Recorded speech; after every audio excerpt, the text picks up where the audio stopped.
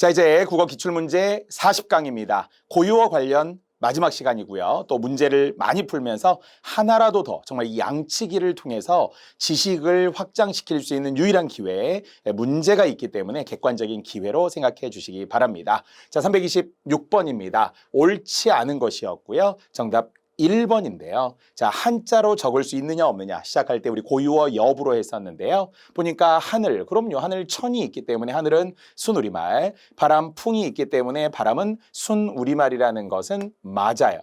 하지만 심지어 어차피 다 우리 교재에 있습니다. 그래서 한자 부사로 설명했거든. 심지어 뭐뭐 한다. 어차피 뭐뭐 할 걸. 어차피 뭐뭐 한다. 이런 말로도 한자어고요. 주전자도 생각해 보면은 한자어입니다. 원래 예전에는 술을 다리는 그런 어떤 도구를 뜻했거든요. 예전에 어른들은 술 그러면 약간 데워서 마셨죠. 일본식의 정종이라는 개념도 그렇습니다만, 그래서 어쨌든 술을 데우는 그런 기구를 주전자 이렇게 어원상 설명했습니다. 그래서 결국 세 개는 한자어기 때문에 틀렸고요. 앞에 두 개만 맞았습니다. 자, 그런데 나머지는 보니까 학교, 공장, 도로, 자전거, 자동차. 어렸을 때 우리는 자전거, 자동차 한자가 같기 때문에 어렸을 때 어른들은 자전차 이렇게 이야기하신 분들이 있었잖아요. 술에 거자, 차차자 한자가 물론 달라야 합니다. 그래서 이렇게 한자로 바꿨어요. 학교, 공장, 도로, 자전거, 자동차 이렇게 읽어야 하겠죠. 자, 또 3번 같은 경우는 이제 고무, 담배, 가방, 빵, 냄비와 같은 단어들이 외국에서 들어온 말, 그러나 이제 거의 우리말처럼 쓰이고 있다라고 해서 이런 말을 귀화어라고 하죠. 귀화어, 즉 외국인들도 한국인으로 귀화했다 이렇게 하듯이 지금 원래는 우리나라 말이 아닌데 많이 쓰다 보니까 거의 우리말처럼 받아들이고 인식이 되고 있더라라는 거예요. 일본, 물론 포르투갈어에서 유래된 타바코가 담바고가 돼서 담배가 되고, 사실 가방이라는 것도 일본 말인 가반 뭐 이런 말에서 온 말이래요. 물론 포르투갈어 팡에서 빵이 되고, 나베 우동 할 때 나베라는 일본 말에서 남비에서 이 모음 역행동화된 표준어로 냄비가, 마치 이가 붙어서 표준어가 된 것 중에는 냄비, 동댕이 치다, 담배에 불을 댕기다, 또 그 이외에도 장이쟁이 중에 이제 기술자 장인이 아닌 쟁이가 심술쟁이 또는 욕심쟁이, 개구쟁이 하는 쟁이도 아시죠? 이렇게 이 모음이 된 표준어들 중에 이제 하나인데요. 어쨌든 귀허어의 사례로 나왔습니다. 자, 4번도 우리가 비어와 속어를 지금 이제 두 개 애써 구별하자면 낮춤말을 비어라고 하고요. 하지만 욕설 같은 말을 속되게 쓴다 그래서 속어라고 이야기하죠. 합쳐서 비속어라고 이야기하잖아요. 그럼 낮춤말, 원래 한자로도 낮출 비자가 있기 때문에 낮춤말이라고 하는 것은 원래 어떤 어휘가 있는데 그것보다 좀 낮게 쓰는 말이죠. 나온 것처럼 눈이 있는데 눈을 낮춰서 눈깔, 눈탱이 뭐 이런 거 하잖아요. 입이 있는데 아가리, 막 주둥이, 아갈머리를 확 찢어버린다고, 이런 게 다 표준어예요. 사실은 표준어지만 낮춤말이라는 비어의 성격이라는 겁니다. 자, 목도 모가지가 있고요. 머리도 대가리 이렇게 이야기하듯이, 물론 이제 북어 대가리 이런 것처럼 생선의 머리는 대가리라고 하듯이 그럴 때는 비속어는 아니지만 사람의 신체와 관련하여 주로 낮춤말로 쓰이는 비어가 있더라. 이런 성격과 관련된 문제였습니다. 어쨌든 한자어인지 또는 고유어인지도 판단하면서 공부해야 하는 유형이고요. 자, 이것도 이제 어원 관련 문제라서 과거 국회직에서 학생들이 좀 어려워했다. 특히 1번 같은 건 우리가 모르죠. 불교의 음악의 신인 건달바에서 유래했는지 우리가 어떻게 알아요? 그러니까 그런 거 그냥 넘어가야 돼. 이런 게 나와서 화내시면 안 된다고 했어요. 하지만 확실히 틀렸다라고 할 만한 것이 3번이 결국 순서가 바뀌었다라는 것인데, 보통 부부를 이야기하는 말을 순우리말로 가시버시라고 하는데요.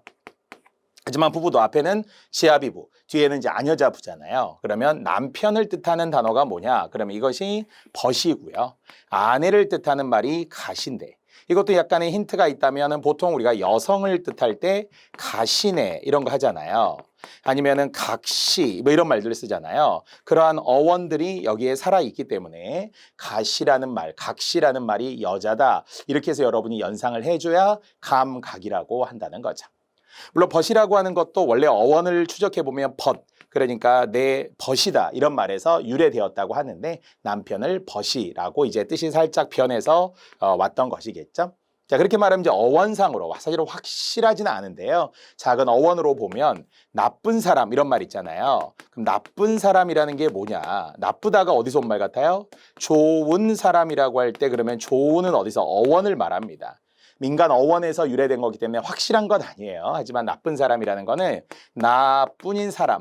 그러니까 오직 나밖에 몰라. 그게 나쁜 사람이에요. 너는 나쁜 사람이야. 왜? 너밖에 모르니까. 이런 거 있잖아요. 또는 좋은 사람이라는 것은 주는 사람. 뭐든지 하나라도 더 주고 챙겨주고 이런 거 있잖아요. 그건 좋은 사람이라는 말의 어원이라고 합니다. 어원이라는 것도 우리가 어원 연구가 약해요. 왜냐하면 문헌이 적다 보니까 이 말이 진짜 거기서 왔는지는 확답할 수 없습니다. 확신할 수 없어요. 하지만 그럴 거로 추정하고 이제 설명할 때가 있습니다. 민간 어원설이라는 것도 있으니까요.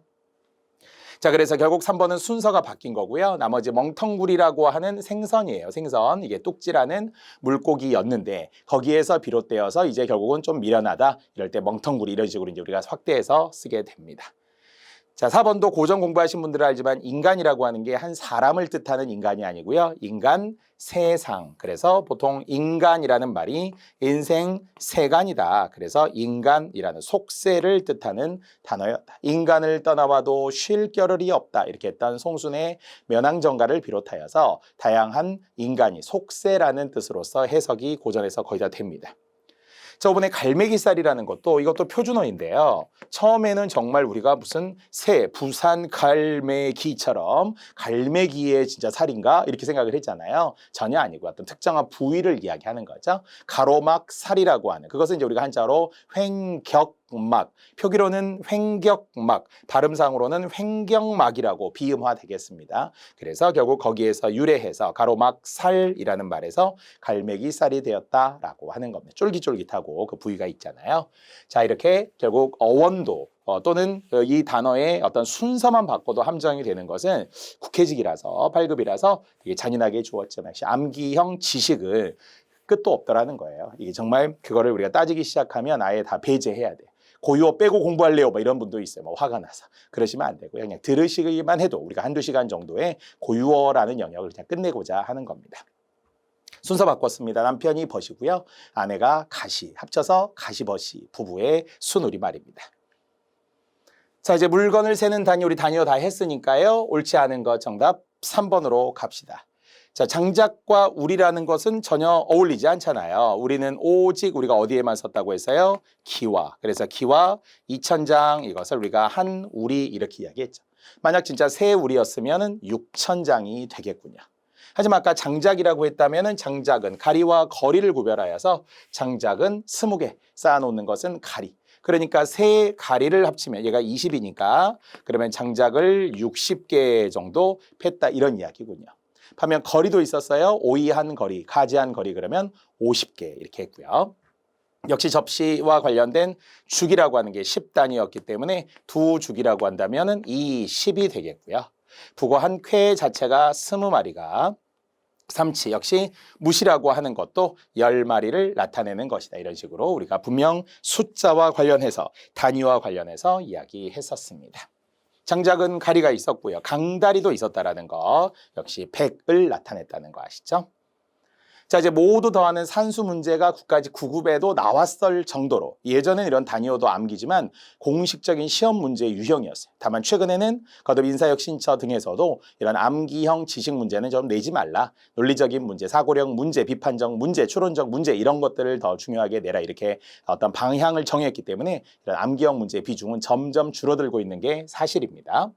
자, 역시 우리를 했지만 고등어 한 손에 2마리, 한약 한 재에 20첩, 바늘 한 쌈에 24개, 김 한 톳에 100장 또는 배추 한 접, 무 한 접, 마늘 한 접에 100포기가 북어 한 쾌에 20마리가 되는군요.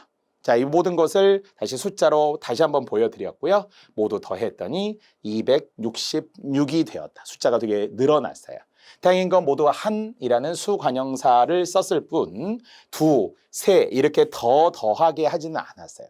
근데 요즘 시험에서는 이렇게 두, 세 이렇게 더하는 경우들이 있으니까 실수하면 안 된다는 겁니다.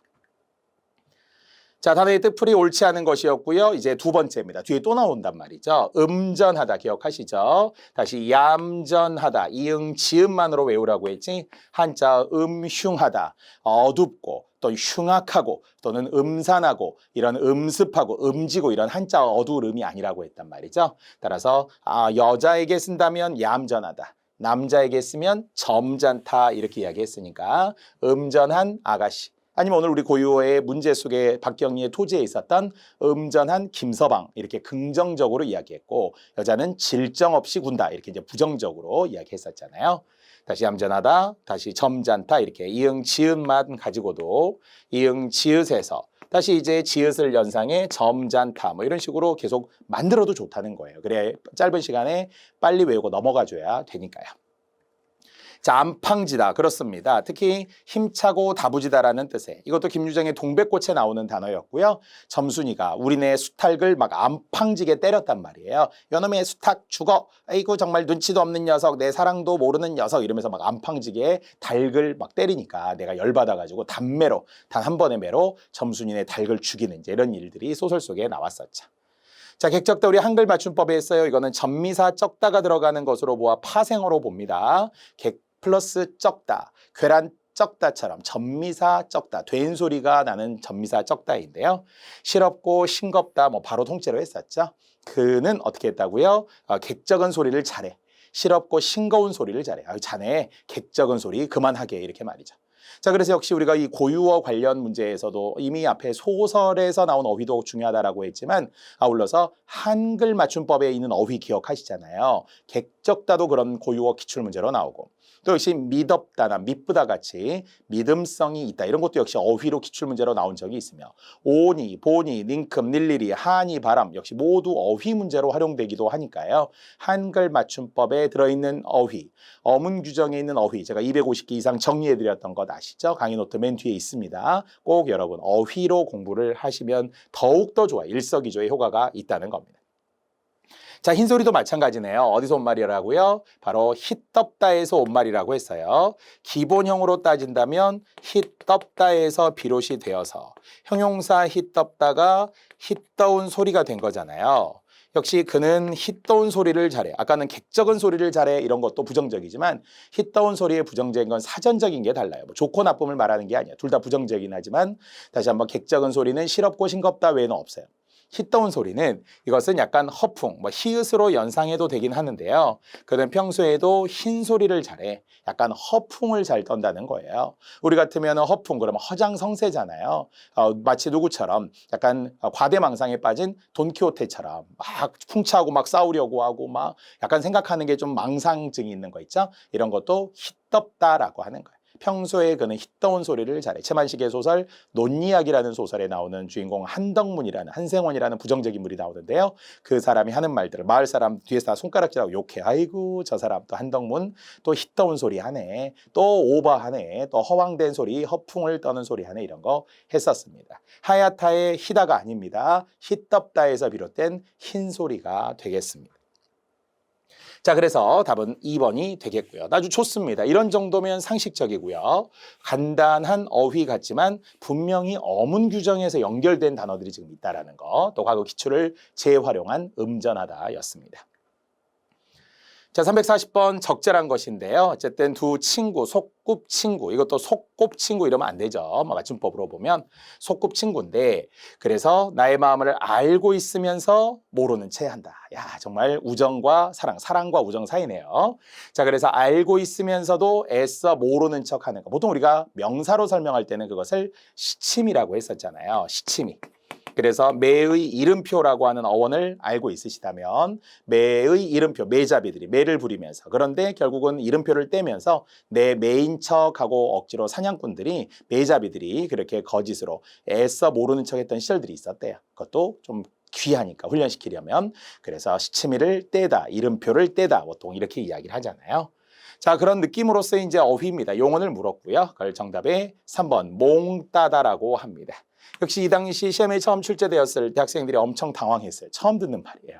몽따다? 그럼 처음 들어봐요. 병따다, 병을 따야죠. 자, 어쨌든 몽따다라는 것도 그는 알면서도 몽따고 있었다 이렇게 쓰는 거예요. 모르는 채 하고 있었다 이렇게 말이에요. 어쨌든 몽따다라는 그냥 단어 통째로 외우시기 바랍니다. 자, 그러면 나머지 1번에 가멸다. 좋은 거예요, 안 좋은 거예요? 좋은 거죠. 재산 같은 거. 이런 재산이 좀 넉넉하다.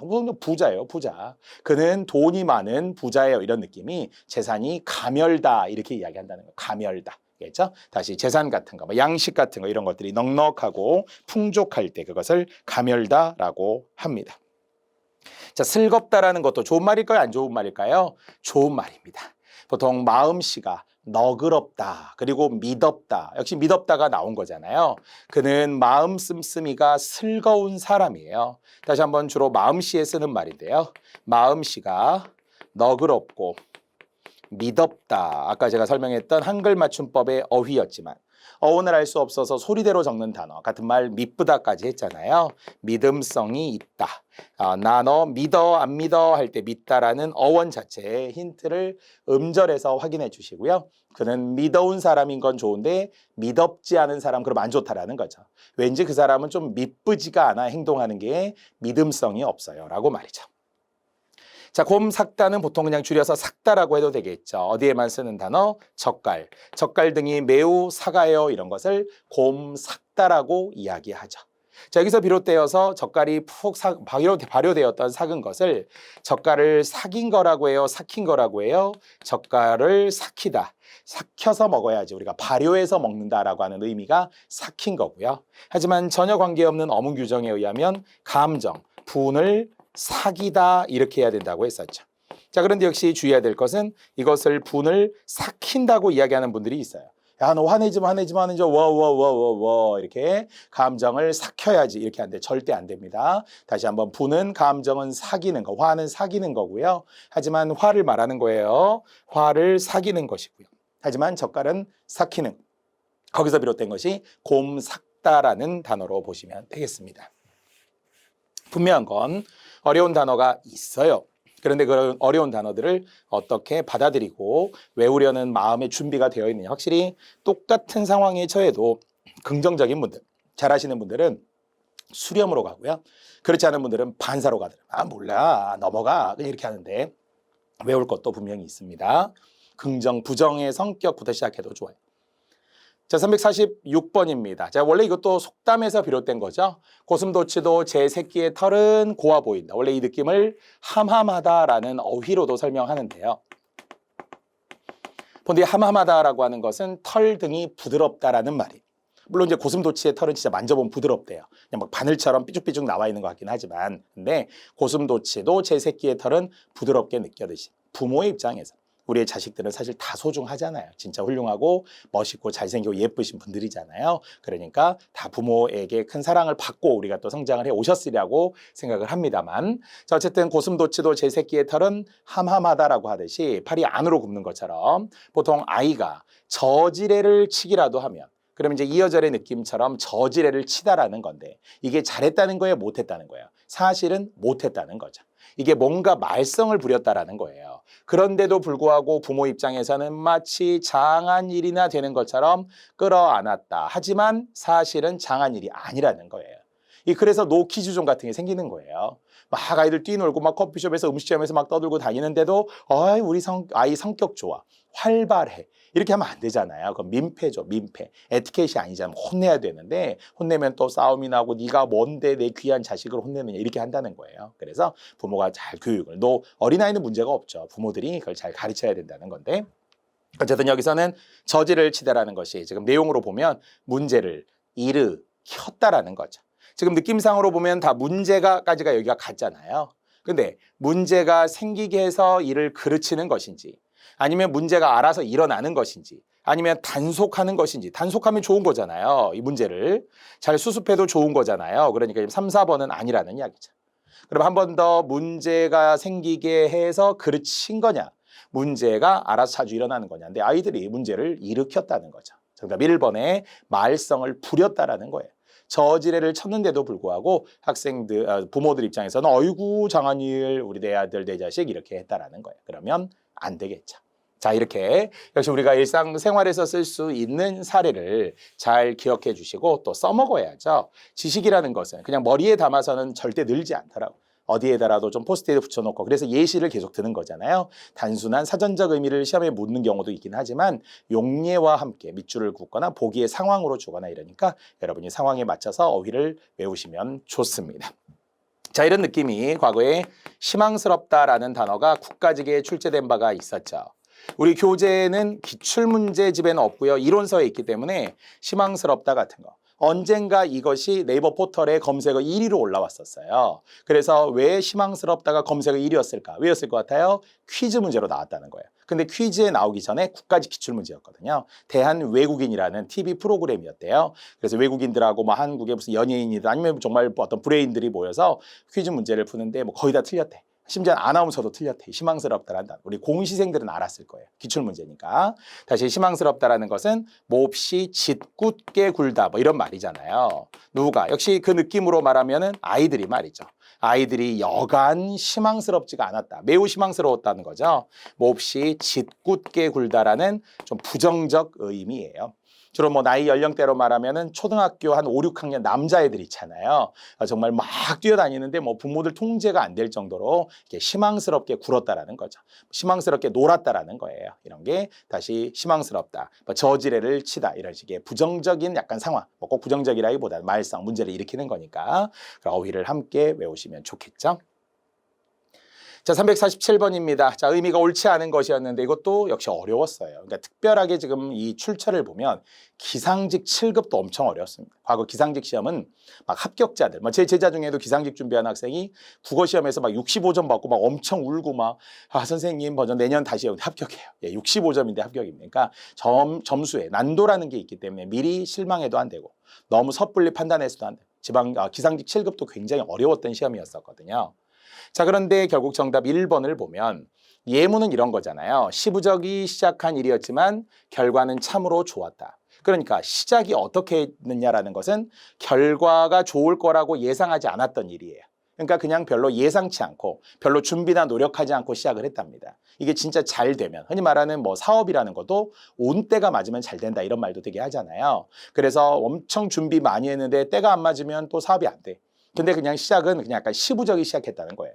별로 힘들이지 않고 그냥 뭐 한번 해볼까? 그냥 우리끼리 한번 이렇게 인터넷 쇼핑에 한번 물건 팔아볼까? 뭐 만들어서 한번 길거리에다 팔아볼까? 근데 그게 엄청 잘 될 수 있잖아요. 뜻밖의. 그래서 바로 시부적이라는 것은 뭐 힘겨운 일을 이루려고 애쓴다 이런 말이 아니에요. 애를 썼는데 결과가 좋았다는 말이 아니라 오히려 역잡의 상황이니까 별로 힘들이지 않고 저절로. 그냥 별로 힘들이지 않고 시작은 했는데 근데 결과가 뜻밖의 너무 좋았던 거예요. 그래서 기뻤다는 이야기입니다. 그래서 시부적이라고 하는 단어도 정말 거의 처음 듣는 단어인데 문맥에서 추정할 수 있었으면 어땠을까 이제 기대를 해봅니다. 결과론적으로. 하지만 아까 우리 나왔던 단어 있잖아요. 힘겨운 일을 이루려고 애쓰는 모양. 실제 그런 게 있어요. 의태어죠. 모양이니까. 이것을 애면 글면이라고 해요. 애면 글면에 약간 힌트가 보이죠. 애를 썼다는 거죠. 애를 썼어요. 실제 사전에도 이렇게 나와 있어요. 애면 글면 애 썼다. 우리 여러분도 그런 거예요. 지금 막 잠도 못 주무시고 정말 어려운 여건과 환경에서 공부하시는 분들, 주경야독하고 또 그러면서 동시에 형설지공하시는 분들 뭐 엄청 있잖아요. 그런 분들 다 모두 합쳐 애면글면 애쓰시는 거예요.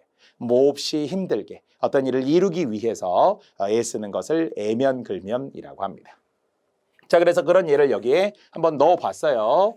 자, 재산을 모았는데 이제 어떻게 모았을까요? 애면글면. 되게 힘들게 애를 썼다라고 제가 했잖아요. 진짜 자수성가해서 야, 정말 내가 돈이 생길 때마다 은행에 가서 10,000원씩 20,000원씩 이렇게 저금해가지고 이래서 내가 재산을 모은 거야.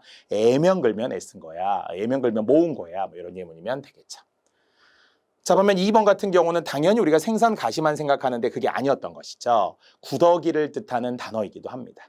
그래서 우리 속담 중에 이런 거 있어요. 뭐 무서워서 장 못 담그랴? 그럼 여러분이 아는 것은 당연히 구더기 무서워서 장 못 담그랴 이거잖아요. 그러나 사전에 보면 가시 무서워서 장 못 담그랴도 있어요. 똑같은 말이라는 거예요. 가시가 구더기라는 뜻으로도 쓰입니다. 그래서 작은 어려움이 있어도 할 일은 해야 한다 그런 말이겠죠. 생선 뼈의 그 가시를 말하는 게 아닙니다. 자, 3번 같은 경우도 역시 단어가 좀 어려웠긴 하지만 발김쟁이와 모도리가 많으면 삭막하다라는 살짝 지금 부정적으로 썼어요. 물론 모돌이라고 하는 말의 뜻풀이에서 빈틈없이 여무지다라고 하는 것이 좋은 말 같아요, 안 좋은 말 같아요? 약간 느낌은 좋은 말일 수 있는데 사실 안 좋은 말이에요. 빈틈없이 여무진 사람이라는 표현이 약간 요즘 느낌으로 말하면 깍쟁이라고 말하는 거 있죠. 되게 약간 자기 이익에 밟거나 전혀 손해를 보려고 하지 않는 거 있죠. 그런 게 나쁜 의미로서의 모돌이라고 하는 겁니다. 그래서 서울 사람들, 뭐 단정하지 않습니다. 정말 그렇지 않습니다. 저도 서울에 살지만 서울 사람들이 깍쟁이야 이렇게 말하는 느낌이 약간 이래요. 약간 삭막하다라는 거죠. 옛날 같으면 정이라는 것도 있고 좀 내가 손해보고 친구한테 뭐 먼저 나눠줄 수도 있고 이런데 일단 내 거 이렇게 딱 하잖아요.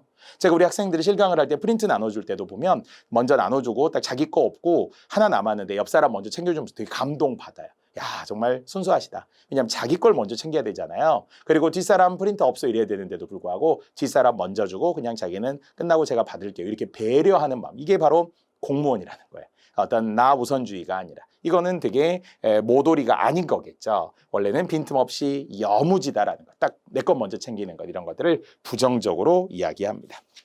자, 물론 내용으로 보니까 발김쟁이도 약간 그런 느낌의 모도리와 함께 났기 때문에 부정적이라고 보겠죠. 아주 못된 짓을 일삼으면서 돌아다니는 사람이래요. 못된 짓을 일삼으면서 돌아다녀. 아까 식으로 말하면은 그런 뭐 각다기 패들처럼 양아치들처럼 이런 게 그런 게 삭막한 이제 세상이 되겠죠. 그런 사람들이 많으면 말이죠.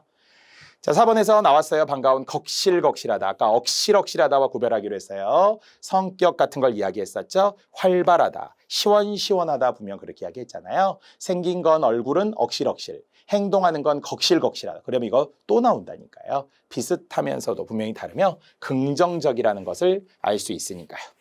자, 그래서 역시 뒤에도 보니까 시원시원하고 푼더분한데 비해. 그럼 역시 둘 다 좋은 말일 거 아니에요. 원룡이라는 인물이 발음하면 원룡이가 되겠죠. 푼더분하다라는 것도 뭔가 활달하다 그런 성격. 그러니까 거의 비슷한 말이죠. 성격이 유사하니까 두 가지를 대등하게 이었을 거 아니에요. 행동하는 거, 말하는 거 이렇게 시원시원하다, 활달하다 그런 말이고요. 하지만 반면 친구는 오종종하고 좀 야같다. 아까 야같다라고 했었잖아요. 뭔가 약간 이익에 밟고 이런 것들 우리가 야같다. 계산적이고 타산적이고 이런 것들이 있잖아요. 물론 오종종이라고 하는 것은 얼굴 생김 자체, 모양 자체가 어때요? 좀 작은 거죠. 작거나 또는 옹졸한 데가 있을 때를 오종종하다 이렇게 이야기합니다. 얕다라는 것도 좋은 의미로는 꾀가 많고 눈치가 빠른 건데 지나치게 막 세상살이에 야가 빠졌어 뭐 이런 거 하잖아요. 지나치게 꾀가 밝은 것은 좀 부정적으로 우리가 이해할 수도 있습니다. 자, 정말 어려운 단어들이었고요. 그러나 아까 다 했던 애면, 글면이라고 하는 단어와 반면 시부적이라고 하는 두 개의 단어만큼은 또 명확하게 예시와 함께 각각 구별하시기 바랍니다. 자, 348번입니다. 자, 역시 이것도 보니까 이제 면접관들이 보기에 요즘 젊은이들은, 요즘 청년들은 이게 없다. 이런 사람이 없다라고 합니다. 자, 뜻풀에 의하면은 온갖 어려움을 겪은 아주 야무진 사람. 아까와는 좀 다른 거잖아요. 아까는 약간 삭막하다라는 부분에서 썼어요. 모돌이 뭐 이런 말들 썼잖아요. 하지만 지금 여기서는 온갖 어려움을 겪어서 그래서 매우 야무진 사람을 4번에 대갈마치라고 이야기합니다. 사실 대갈마치의 대갈이라고 하는 게 아까처럼 말하면 속어, 머리에 낮춘말, 대가리, 대갈 이런 거 하잖아요. 근데 그렇게 유래된 게 비슷해요. 머리가 우리가 크잖아요. 근데 마치라는 게 뭐냐면 이게 망치예요. 망치. 어감도 좀 비슷해 보이죠. 사전에도 마치로 나오기도 하고 망치로 나오기도 하고 뭐 장돌이 이런 거 있잖아요. 장돌이. 그런데 이런 게 이제 망치 같은 건데 망치 중에서 엄청 커. 앞부분이 커. 우리 머리처럼. 그러니까 여기저기 막 벽도 치고 받을 수 있고 아니면 뭐 부수라고 하면 꽤 부술 수도 있고 이런 게 사람에게 쓴 거예요. 그 사람은 되게 약간 추진력도 있고 온갖 어려움을 겪은 우리 같으면 자수성가라는 표현을 아까도 썼지만 내가 알바 많이 했고 제가 못하는 게 없어요. 이런 거 해줘야 면접관들이 좋아하는 신입사원이라는 겁니다. 보통은 뭐 할 수 있어? 못하는데요. 너 운전할 줄 못하는데요. 공부만 했는데요. 저는 그냥 엄마가 시키는 대로만 했는데요. 이거 안 될 거 아니에요. 그래서 제가 알바도 한 10가지 이상 다 해보았고 제가 웬만하면 다 할 줄 압니다. 뭐 아니지만 뭐 어디 군대 가서도 배워왔습니다. 이런 분들도 있을 거 아니에요. 그래서 군대 가도 보면 삽질 잘하는 사람 있죠. 진짜 삽질. 그러면 진짜 막 부럽고 어떤 여러 가지 식물이나 생태에도 밝으면 또 그런 데 또 유리하고 이런 되게 여러 재능을 가진 사람들이 있잖아요. 그런데 어쨌든 그런 사람을 긍정의 의미로 그는 대갈마치였다. 그래서 예문에도 나와요. 그는 못하는 게 없는 대갈마치였다. 그는 못하는 게 없어요. 되게 다 잘한다는 이야기겠죠. 그것을 다시 한번 어휘 문제의 대갈마치라는 긍정의 의미로 그래서 원래 여러 방면에 능통한 사람들을 또한 시험용으로 말한다면 여러 방면에 능통해요. 못하는 게 없어 이런 것들을 두루치기. 서울시에 나왔던 두루치기다. 그는 두루치기. 두루치기는 철판 두루치기를 말하는 그 단어가 아니에요. 또 다른 뜻이 있어요. 그래서 못하는 게 없는 사람, 한 사람 여러 방면에 능통한 것을 긍정적으로 이야기합니다. 자, 이제 나머지 단어들은 전부 다는데요. 결과적으로 다 부정적인 의미네. 이 대갈맞춤만 긍정적이고요. 간합산이, 간살쟁이, 고삭부리 이런 게 다 부정적입니다.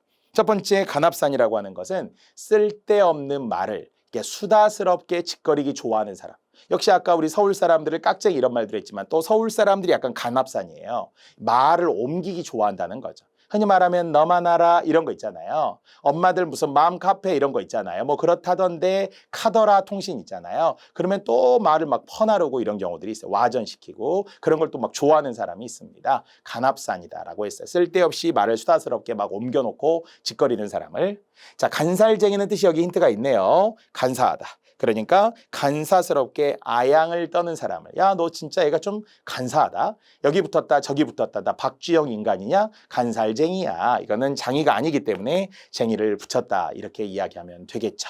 마치 우리가 교원 영색하듯이 아첨하는 거. 교묘한 말과 얼굴빛으로 간사하게 알랑방귀 끼면서 아첨하는 거. 이런 알랑대는 거. 이런 걸 간살쟁이라고 사람에게 했습니다. 자, 고삭부리도 어떤 사람인데요. 이것은 음식을 많이 먹지 못하는 사람이에요. 보통 우리가 뭐라고 이야기하죠? 입이 짧다라고 하잖아요. 그는 음식을 조금밖에 못 먹어. 입이 짧은 사람. 그는 고삭부리였다. 그래서 이런 사람들하고 뷔페 식당 같은 데 가면 굉장히 손해잖아요. 막 무한 리필 이런 데 갔는데 막 한 접시 먹고 난 배불러 막 다 먹었어. 막 벌써 디저트, 커피, 음료수 마시고 이런 분들이 있잖아요. 이러면 막 같이 못 먹겠죠? 고삭부리라는 거예요. 자, 이렇게 어떤 사람과 관련된 어휘 4개를 준 후 긍정의 하나, 부정의 3개, 또한 더불어서 그 힌트들이 글자 안에 살짝 있었어요. 간살쟁 이런 건 힌트가 있었잖아요. 그래서 원상으로도 같이 외워보시면 좋겠습니다. 자, 또 뜻풀이 바르지 않은 것인데요. 정답은 4번입니다. 자, 이게 사전에는 2가지의 뜻이 있기는 한데 곰살궂다가 좋은 말이기는 해요. 그래서 이모의 팔다리를 뭔가 주물렀는데 잘 주물렀다라는 느낌 같죠.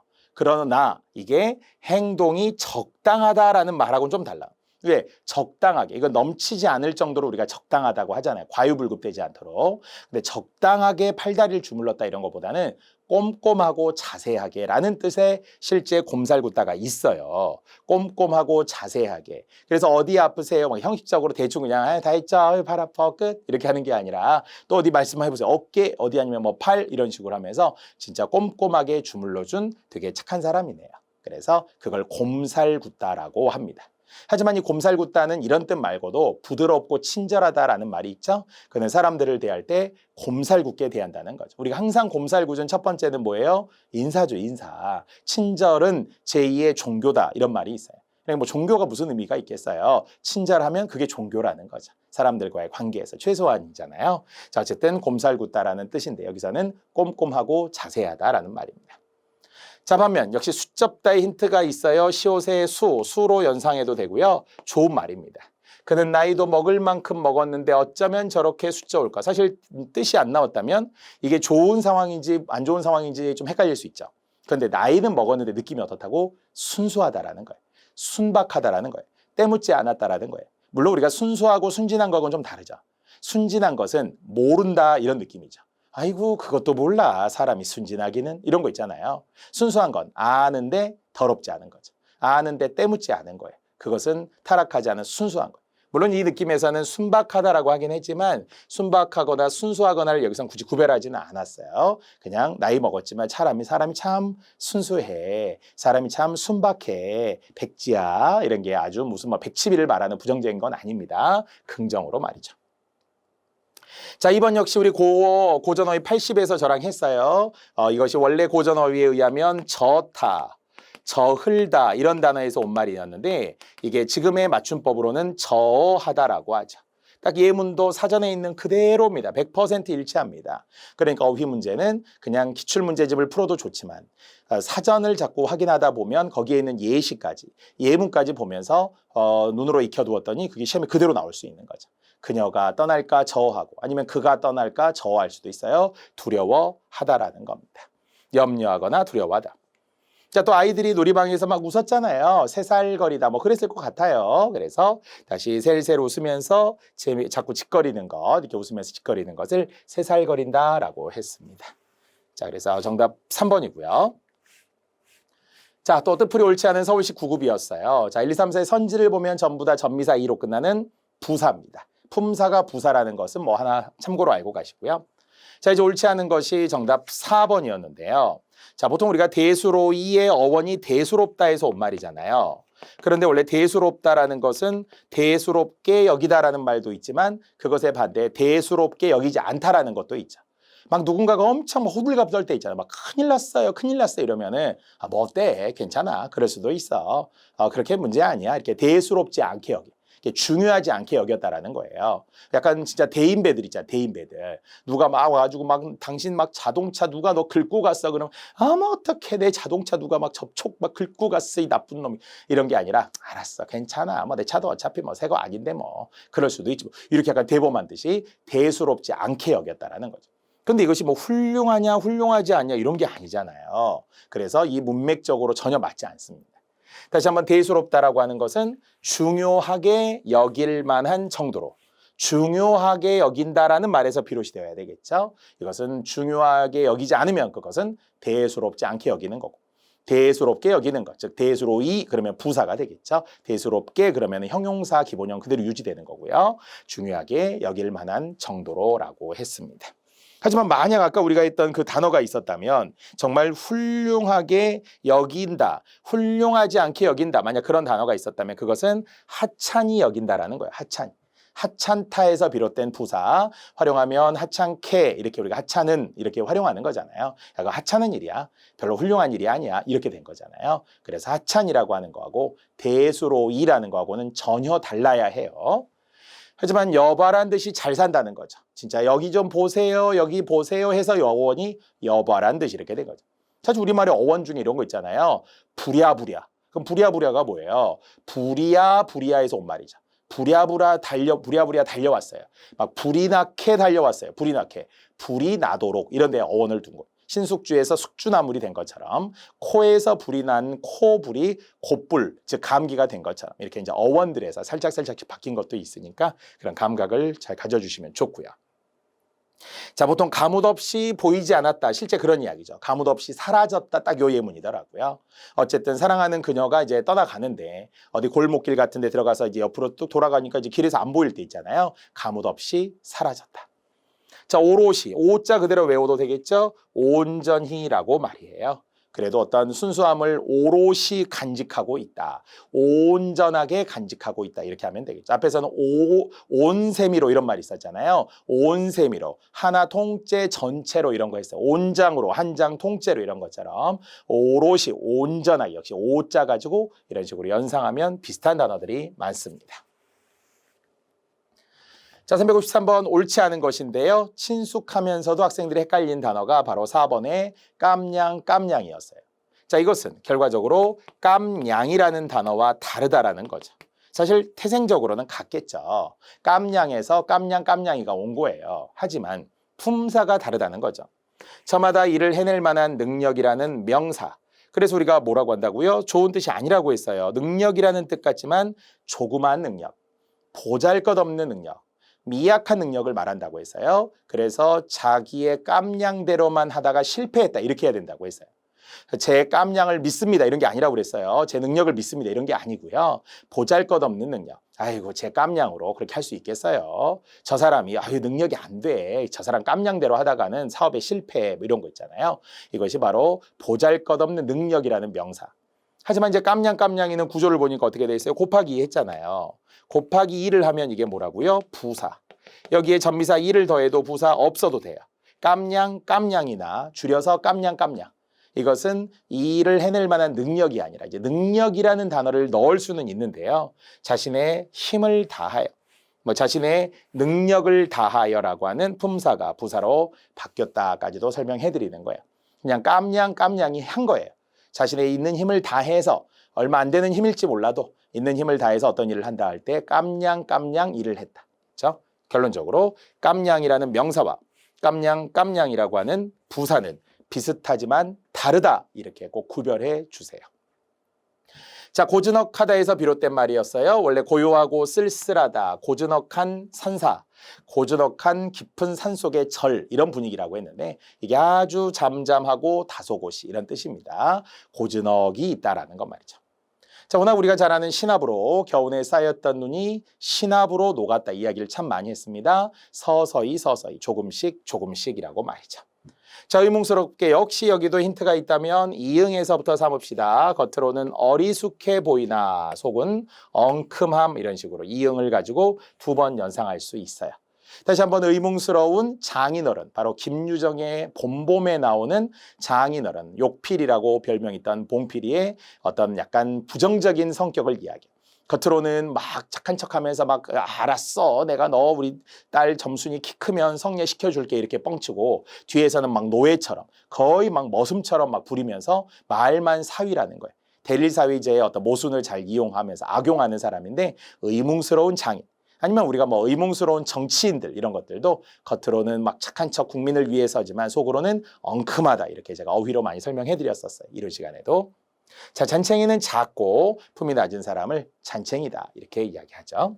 자, 역시 긍정부터 부정까지 그리고 용례, 예시 뭐 제가 어떤 문학에서 나왔다 이런 것들을 많이 또 활용하기도 합니다. 자, 362번도요. 우리가 이제 여관에서 아침 밥상을 받은 어떤 사람의 이야기인데 반찬은 많아. 15가지쯤 돼. 많네요. 엄청 많아. 근데도 두 번째 받는 상인데도 왠지 허구한 날 그것만 먹었던 것처럼 비위에 거슬렸다고 했어요. 그러니까 이제 아무래도 타지에서 우리 사실 어렸을 때 수학여행 가면 좀 그런 느낌이 있어요. 음식 뭐 아무리 뭐 잘 나오고 식당에서 먹는데 한 2끼, 3끼 먹잖아요. 좀 먹기가 싫어요. 물론 군대 짬밥도 그렇습니다만 아니면 이제 우리 고시생들 중에서 고시 식당에서 밥 먹을 때 아무리 반찬이 많고 좋아도 한 2-3끼 먹으면 좀 물린다. 우리가 질린다. 약간 이런 느낌이 있죠. 이런 것들을 약간 식상하다라고 하죠. 식상하다. 어떤 걸 계속 먹다 보면 질리는 것처럼 표현하는 것도 식상한 표현이라고 하듯이 말이죠. 자, 바로 그 약비나게가 그렇다라는 거예요. 결국 비위에 거슬렸다 느낌이기 때문에 약간 진절머리 또는 진저리가 날 만큼 실증이 났다라는 거예요. 딱 2번 먹었는데도 벌써 약비나게 그것만 먹었던 것처럼 좀 실증나게 그것만 먹었던 것처럼 우리 같으면은 정말 뭐 어머니가 바쁘실 때 김치찌개 우리 일주일 동안 먹을 때도 있어요. 야, 그럴 때 우리가 반찬 투정하면 그냥 집 나가 이거잖아요. 그래서 오늘 또 김치찌개, 내일 또 김치찌개 이렇게 계속 같은 반찬만 먹게 되면 그런 것들을 약간 약비나게라고 표현합니다. 기본형 약비나다에서 온 말이에요. 자, 물론 이제 문제와 상관이 없지만 허구한 날 이런 어문 규정에서 시험에 이런 게 다 숨어있는 힌트겠죠. 허구한 날 그러면 이런 말은 없다고 그랬어요. 기본형이 허구하다, 많다, 많고 흔하다라는 말에서 비롯된 거기 때문에 허구한 날, 하다를 연상해야지 비표준어 방언에서 쓰이는 허구한 날 이렇게 우리가 들어본 것 같잖아요. 절대 아닙니다. 이 안에 있어요. 약비나다 앞에 있어요. 이렇게 가까이 있는 또 다른 어휘들도 더 추가로 공부해 주시고요. 자, 371번입니다. 자, 거의 다 왔어요. 자, 바르지 않은 것이었고요. 역시 어휘 중에 3번 곰 바지런하다. 자, 곰 바지런하다의 곰은 강조하기 위한 것이라고 생각하고 바지런하다. 어감이 뭐랑 비슷하죠? 부지런하다 이런 거하고 좀 비슷하잖아요. 하지만 부지런한 거하고 부드럽고 친절한 거하고는 관계가 없죠. 물론 둘 다 좋아요. 바지런한 며느리, 고운 바지런한 며느리, 부드럽고 친절한 며느리 좋은 말이긴 하지만 성격이 같다고 뜻이 같은 게 아니라고 계속 이야기했어요. 자, 그랬더니 오늘 우리 했네. 부드럽고 친절하다. 아까 뭐라고 했었죠? 곰살궂다. 사람들을 곰살궂게 대해야 해요. 자, 이런 느낌 자체에 같은 말이 곰살궂다라고도 하고요. 아니면은 곰자를 빼서 살갑다라고도 하죠. 곰살궂다라고도 하고요. 살갑다라고 해요. 사람을 좀 부드럽게 다정하게 대해주는 것이 살가운 사람, 살갑게. 그것에 반대 살천스럽다라는 것도 지금 문제 속에 있어요. 쌀쌀맞게 대하고. 너는 그렇게 사람들을 좀 살천스럽게 대하니까 주변에 사람이 없어. 이렇게 이야기할 때도 있거든요. 자, 다시 한번 어쨌든 곰바지런하다의 원래 뜻은 이라는 것이 시원스럽지는 않아요. 아까처럼 약간 거실거실하지는 않아요. 하지만 꼼꼼하고 바지런하다. 아까처럼 바지런하다가 약간 부지런하다와 비슷하다고 했어요. 꼼꼼하고 부지런하다 이런 것은 뜻풀이가 되고요. 만약 아까 우리 나왔던 것처럼 부드럽고 친절하다 그러면은 곰살궂다라고 하라고 했어요. 곰살궂다. 물론 곰살궂다는 부드럽고 친절한 것 말고 아까 또 뭐 있었죠? 이모의 팔다리를 곰살궂게 주물러 줬잖아요. 어떻게? 꼼꼼하게. 꼼꼼하고 자세하다라는 뜻도 있었다고 했어요. 여러분도 우리가 공부하려면 곰살궂게 공부해야죠. 꼼꼼하고 그리고 자세히 공부해야 돼. 뭐 친절하게 공부한다는 게 아닙니다. 뜻이 두 개니까요. 자, 자분자분 이 느낌의 뜻풀이 이하생략. 자, 깨단하다 역시. 이게 지방지계 2014에 나왔지만 그 이후 기출에 또 나왔죠. 깨닫게 되었다라는 엄청 좋은 말이죠. 자, 예문을 통해서도 그대로 느껴지네요. 이번 강의를 통해서 어떤 중용의 의미를 깨닫게 되었다는 거죠. 깨단하였다. 깨닫다, 깨단하다. 벌써 어감이 굉장히 흡사하니까 한 글자라도 유사하게 연결할 수 있으면 이렇게 딱 줄로 연결하고 그 다음에 외우시면 돼요. 이제는 미쁘다의 믿음성이 있다, 믿었다까지 우리 다 했기 때문에 더 이상 설명하지 않겠습니다. 하지만 분명한 것은 무에서 유로 만들어야 하는 어휘도 있지만 양을 좀 쭉 늘려가면 한 100개 정도라고 우리가 개수를 생각해 보세요. 그러면 한 50개 정도는 분명 어디선가 우리가 알 수 있는 힌트가 있고 팁이 있고 요령도 되고 감각도 있고 들어본 적도 있고 그래요. 그러니까 무조건 모른다 이렇게 하지 말라는 거예요. 자, 372번입니다. 자, 적절하지 않은 것이었고요. 정답은 2번입니다. 자, 둘은 서로 어떤 사이라서 늘 붙어 다녔다. 물론 우리가 그런 느낌의 어휘들을 쓸 수 있겠죠. 진짜 이것은 뭔가 친한 친구라는 느낌이니까 붙어 다니는 거니까 그냥 우리 한자성어의 느낌이면은 그냥 막역 지우잖아요. 친한 친구 사이 친친 우리 엄청 많이 했잖아요. 원래 우리가 어휘로 설명할 때는 어떻게 친한 친구, 온나무처럼 끈적끈적하게 붙어 다니는 사이다 뭐 이런 식으로도 우리가 이야기도 했었습니다. 그래서 교칠지교다 이렇게 한자성어에서 좀 어려웠지만 자, 근데 이 무릎 맞춤이라는 건 그런 뜻이 아니에요. 무릎 맞춤은 법정에서 보통 우리가 쓰는 법률 용어로서 쓰이는 대질. 보통 우리가 대질 그러면 뒤에 뭐예요? 신문 이렇게 되잖아요. 뭔가 두 사람끼리 보통 우리가 딜레마의 막 오류 이런 거 할 때 나오는 것처럼 범죄의 뭐 딜레마 이런 거 하잖아요. 그러니까 두 사람끼리 야 너 죽였어 안 죽였어 친구랑 같이 했어 안 했는데 저 몰라요. 제가 다 했어요. 저놈 지가 했어요. 막 이렇게 우리 이야기할 때 이럴 때 그럼 야 데려와 둘이 가지고 얼굴 마주 보고 해. 이런 걸 무릎을 마주쳤잖아요. 이게 무릎 맞춤이라는 거예요. 대질을 했다. 면질을 했다. 얼굴을 보고 서로 마주 대하는 걸 말합니다. 하지만 지금 이게 어떤 예문의 느낌이냐면 둘은 서로 어떤 사이? 너나들이 하는 사이라고 해요.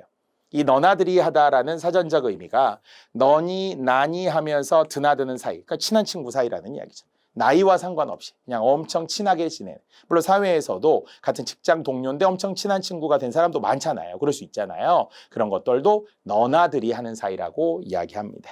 어쨌든 너니 나니 하면서 사귀는 사귐 그런 친구를 너나들이 한다 이렇게 긍정적으로 이야기했습니다. 자, 반면 나머지는 이제 아까 바투 했네요. 바짝 공간적으로 지금 다가온 거죠. 얼굴 앞에. 아니면 시간적으로도 서로 가까운 것을 봤다, 가깝다에서 비롯된 바투라고 했습니다. 수능에도 나온 적이 있기 때문에 제가 추가로 설명했던 거고요. 자, 노박이로 내내 뭐 비를 맞았다 이런 느낌으로 해석할 수 있겠습니까? 옴나위를 못한다, 꼼짝할 수 없다 이런 말이 되겠고요. 이것도 끌밋하다라는 것이 진짜 사람인데 키가 크다, 훤칠하다 이런 느낌에 쓰는 단어 맞습니다. 자, 이런 것도 역시 어렵지만 생소한 어휘지만 말이죠. 자, 반면 아까 무릎 맞춤이라고 할 때는 대질, 면질이라고 했으니까 무릎 맞춤하면 진실이 밝혀질 것이다. 이렇게도 가능하군요. 자, 이제 마지막 문제로 마무리하겠습니다. 자, 바르지 않은 것이었고요. 정말 한 문제 한 문제 다 설명했습니다. 우리는 절반 정도였지만 나머지 절반도 추가로 더 공부하시고요. 자, 반면 우리가 감자를 이야기할 때 감자인데 좀 잘생겼다, 번듯하다, 실하다 이렇게 잘 안 하잖아요. 못생긴 감자, 우리가 돼지 감자, 뚱딴지 이런 말 하듯이 특히 접두사 대라고 하는 것이 뭔가 완전하지 않은 따라서 생기긴 생겼는데 대생겼다라는 것은 오히려 불완전한, 그래서 문맥적으로 보면 좀 못나게 생겼다라는 뜻이 되겠습니다. 접두사 대라고 하는 걸 여러분에게 해석에 써놓았어요. 완전하지 않은 것, 불충분한 접두사 대라고 했으니까 대생기다 자체가 파생어라는 이야기이겠죠. 그런 느낌에서의 대삶다라는 말이 있어요. 삶기는 삶았는데 좀 불완전하게 삶았다라는 거죠. 어쩌면 우리가 아는 지식 중에서도 알기는 아는데 잘 알지 못해. 어정쩡하게 알아. 이런 걸 대알다 이렇게도 이야기하죠. 너가 틀린 이유는 대알아서 그런 거예요. 다 어떤 여러분이 확실하게 공부하지 않은 거예요. 그래서 대알아서는 안 된다 이런 말을 하면 접두사 대를 지금 설명하는 거지 아까처럼 실하다 아니면은 뭐 먼 듯하다 이렇게 긍정적 의미가 아니었습니다. 자, 나머지 깝살리다, 달막거리다, 자부락거리다. 평소에 잘 안 쓰는 단어들이기 때문에 확실히 7급에 나왔지만 4번은 찍어서 감자인데 정말 실하고 반듯한 감자일 수도 있지만 약간 못생긴 감자 이 느낌이 그렇습니다. 그래서 아주 못나게 생긴 감자들이 있는데 그래도 맛은 좋더라 이런 말들을 할 수도 있었겠죠. 자, 이렇게 해서 우리는 2시간에 딱 걸쳤습니다. 딱 걸쳐서 고유어 마무리를 했고요. 우리에게 주어진 기출문제집에 66문제도 있기는 하지만 한 번 더 이론서 한번 들어가서 인내심을 갖고 보셔야 됩니다. 가나다로 예문과 함께 공부하셔서 고유어 문제가 진짜 지엽적으로 나왔을 때 그래도 우리 책에 있더라. 다른 책보다 우리 책이 고유어가 더 많은 편인데요. 저도 원래 그렇게 많이 안 넣었어요. 근데 공부를 하다 보니까 우리 학생들이 더 알려주세요. 더 알려주세요. 그래도 하고 싶어요. 이렇게 잘하시는 분. 상향 지향의 목표를 가지신 분들은 고유어를 더 많이 알고자 해서 제가 양을 좀 더 500개, 낯선 고유어 500개 이렇게 넣어드리게 된 것도 있었습니다. 공부할 수 있는 기회가 책 안에 있어요. 자, 잠시 후에는 그러면 이제 한자어로 또 들어가도록 하겠습니다.